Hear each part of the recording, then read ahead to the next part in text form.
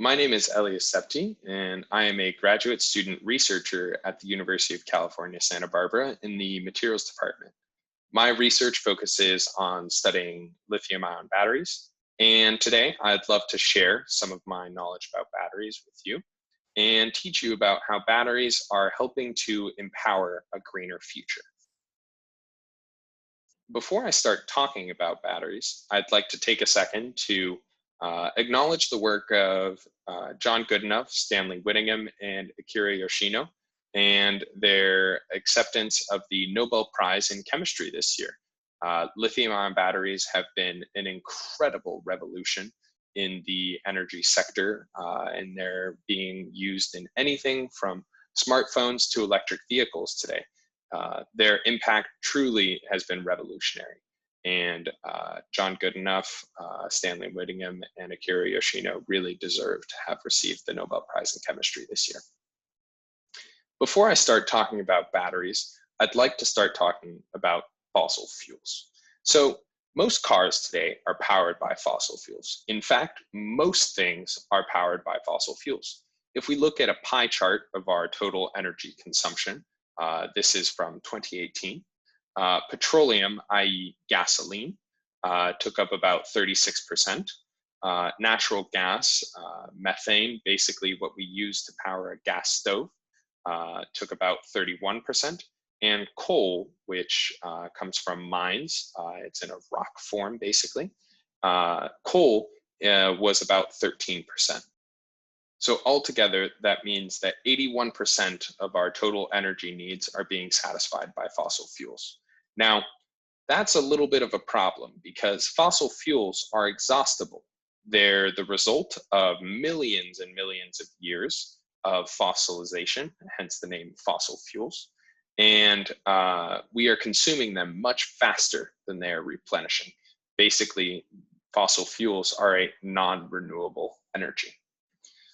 Why then do we use fossil fuels, right? You can ask, if they're not renewable, why would we use them? Well, it's a couple different reasons. First, they burn really hot, which means that if we're looking to produce heat or get energy or work out of heat, that means that burning fossil fuels is a really efficient way to do it. That's because when we burn fossil fuels, we're breaking chemical bonds in a molecule. And as we do that, we're releasing a lot of energy. It's just like if I had a barrel full of gasoline and I put a flame in there, there'd be a huge explosion. And that's what we mean. They carry a lot of energy in a very small space. But beyond that, they're really easy to transport. So that means that we can move them around across the world in ships. We don't have to use any high-tech transport in order to move them around. You can just carry a jug of gasoline. It's really easy to move around. And finally, they're present globally. And that's really important because that means that most of the world can get access to these fossil fuels and really utilize them. Now, there are consequences to using fossil fuels. We know that when we burn fossil fuels, we cause air pollution, and that air pollution comes in a couple different forms. One of which is smog. Smog in very busy cities with a lot of vehicle traffic. You will see that basically you can't really see very far. And that's because there's little tiny particulates in the air that are the result of burning fossil fuels. And they're also really harmful to human health because they can do bad things to the lungs. And another result of burning fossil fuels is the production of carbon dioxide.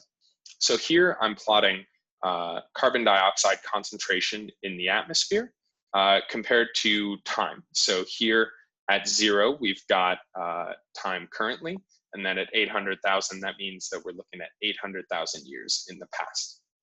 We can see that in the past 800,000 years, we have not been at as high of levels of carbon dioxide in the atmosphere as we currently are at. And that has really important consequences for something called climate change.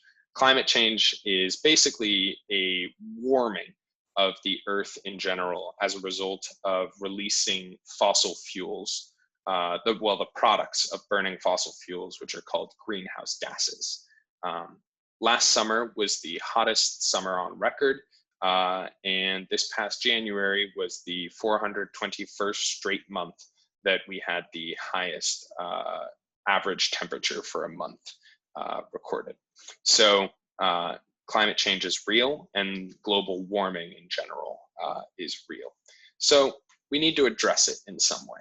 And one way that we can think to address it is by replacing these fossil fuels with renewable energies that are not going to be polluting in the same ways. So here I'm showing 3 different examples. Solar power is what we call a renewable energy because we're not going to deplete the energy source based on the rate at which we'd be consuming it.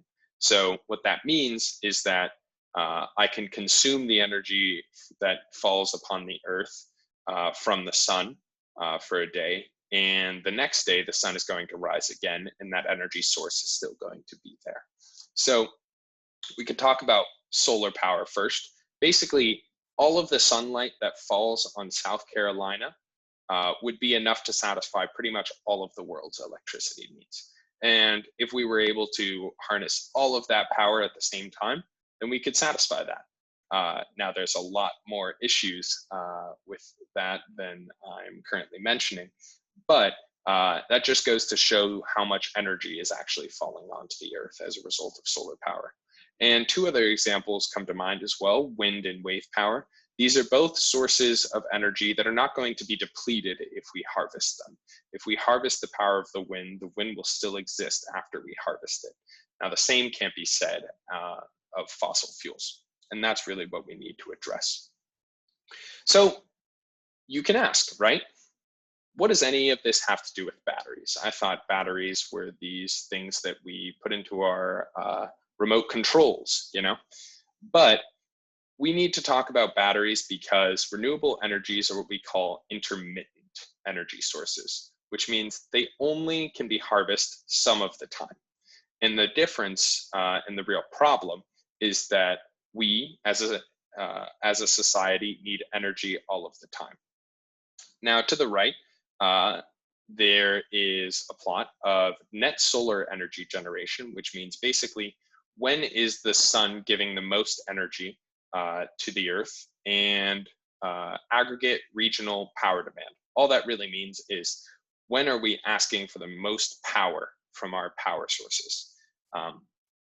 So if we look at it, we can see that we need energy 24 hours, but the sun is not giving us energy 24 hours. And past that, we notice another problem in the fact that when we get the most amount of energy from the sun is not actually the time when we need the most energy as a society. And past that, we've got 24 hours of electricity demand and only really 10 hours of sunlight. So how do we address that? We need to somehow get all the energy that we can in that period of time that the sun is shining, and then disperse its use across those 24 hours. Batteries help us bridge that gap. Batteries help us store energy, and that's how they're going to help us bridge this gap. So what is a battery, and what is a lithium-ion battery? So in general, a battery is a device that converts energy from chemical reactions into electrical current. So here I'm showing some pictures of the batteries you guys are probably more familiar with. Now, these work with slightly different chemical reactions than the batteries I'm going to be talking about today, which are lithium-ion batteries. So before I start talking about lithium-ion batteries, I'd like to clear up what an ion is, right? So if we look at this picture on the bottom right, lithium as an atom has 3 electrons, but if we remove an electron from it, that's called a lithium-ion. So basically, an ion is an atom where we've removed electrons from it, which gives it a positive charge. So lithium-ion batteries are just combinations of materials that allow us to utilize chemical reactions that rely on lithium ions to power devices and move a current. So we want to also understand how a lithium-ion battery works, right? And the analogy that I'd like to give is like water down a hill. So first, let's take a look at what a lithium-ion battery really looks like. On the left side here, we've got the positive side, which is called the cathode. These lithium ions are really happy sitting in that cathode. In the middle, we've got our electrolyte and separator.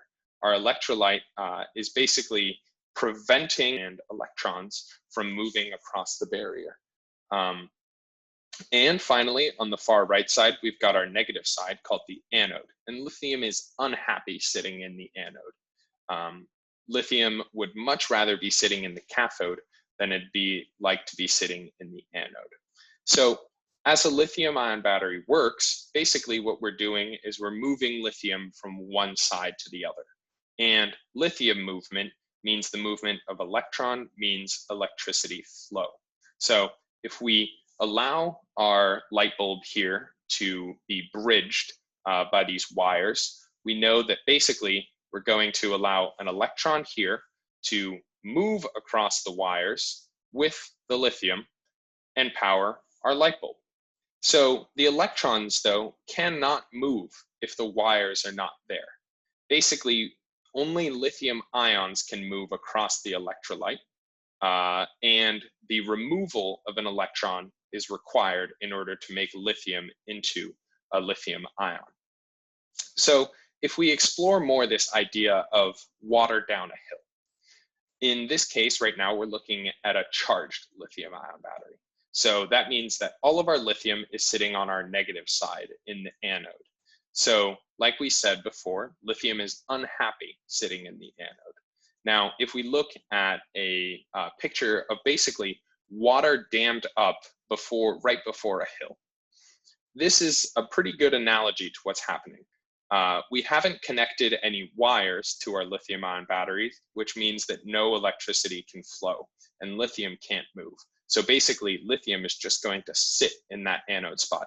And it's just like the water. Here we've lowered our dam, which means that none of the water is able to move downhill. But we know that if we were to lift our dam, our water would much rather move down the hill and be at that bottom of the hill, right? So let's do that. When we use the battery, what we're doing is basically removing that dam and allowing the electrons to flow. So what that requires is connecting our positive and negative end with wires. Here, we've connected it, and we can see now that our light bulb is glowing, and that's because the electrons are moving through it, and we're able to pass a current as the lithium moves across the electrolyte in order to sit in the cathode where it is much happier. Now, our discharged battery is just like when we're thinking about the water at the bottom of the hill. The water at the bottom of the hill is just going to sit there unless we force it to move, right? And just like that, our lithium is just going to sit in the cathode. None of the electrons are flowing because our battery is fully discharged now. And lithium won't move across that electrolyte and cause a current unless we force it to. So we can think about recharging our battery if we think about our little turbine here powering the recharging process, just like pushing that water back up the hill. As our wind turbine spins, we're forcing the lithium back onto the other side, and we're allowing electrons to flow in the opposite direction to which they were flowing when we were discharging the battery. And once our lithium is all on the anode, that means our battery is now charged. And once we remove the wires, we're no longer going to allow current to flow through, and our battery is just going to sit in its charged state. So if we think about applications of this kind of technology, we can think about it in renewable energy storage, right? I talked about how lithium-ion batteries can be used to mitigate the intermittency of our renewable energy sources, which means basically allow us to spread that energy use over the time that we actually need to use the energy, but only harvest it when it's actually present. So one example of this is using these sort of giant battery stations that can be placed right next to wind turbine farms. And when the wind is blowing hard, then that means that those wind turbines are going to be producing a lot of energy, and that energy that can then be stored in those batteries and then extracted when we actually need to use it. Another application is in electric vehicles, right? If we charge our electric vehicles and we have a battery in there, that means that we've got a set amount of energy in our battery, just like if we had a full gas tank. So lithium-ion batteries can power our electric cars. And we need a lot of research in order to make it so that our lithium-ion batteries can have enough energy density, basically can help drive our cars pretty far for a set amount of batteries that we're using. So just like how we talk about miles per gallon in vehicles, we'd like to be talking about, miles per kilogram of battery, right? That's basically the kind of metrics that we're trying to really improve here. And that comes with doing a lot of research on the topic of batteries. So that was my talk on batteries. I hope you enjoyed it and I hope you learned something. Thank you so much.